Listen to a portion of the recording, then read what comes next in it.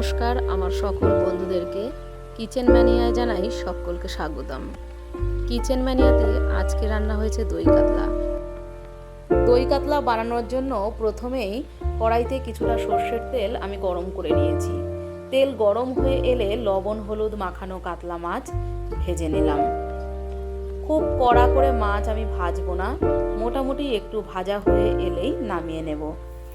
ব্যাস, মাছ ভাজা হয়ে গেছে, এখন আমি নামিয়ে নিলাম।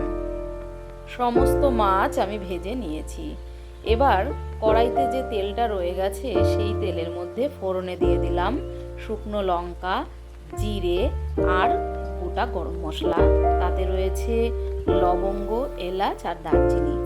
মিক্সিতে একটা মশলার পেস্ট আমি বানিয়ে রেখেছিলাম।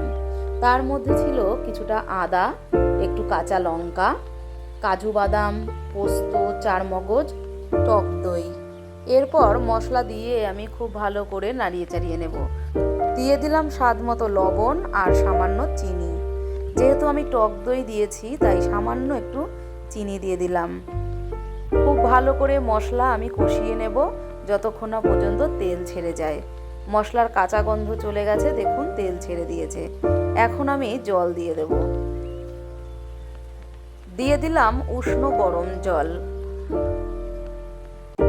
জল ফুটে গেছে, এখন আমি ভাজা মাছগুলো দিয়ে দিলাম। বেশ কিছুক্ষণ আমি মাছ ফুটিয়ে নিয়েছি, কিছুটা জলও টেনে এসেছে। এখন আমি দিয়ে দেবো একটু ভাজা মশলা। আগের থেকেই শুকনো খোলায় ধনে, জিরে, শুকনো লঙ্কা আর গোলমরিচ ভেজে নিয়ে আমি গুঁড়ো করে রেখেছিলাম।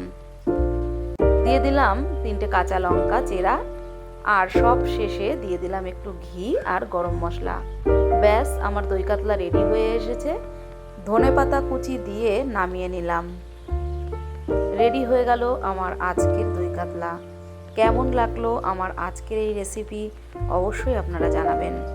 আরও ভালো ভালো রেসিপি পেতে সঙ্গে থাকবেন।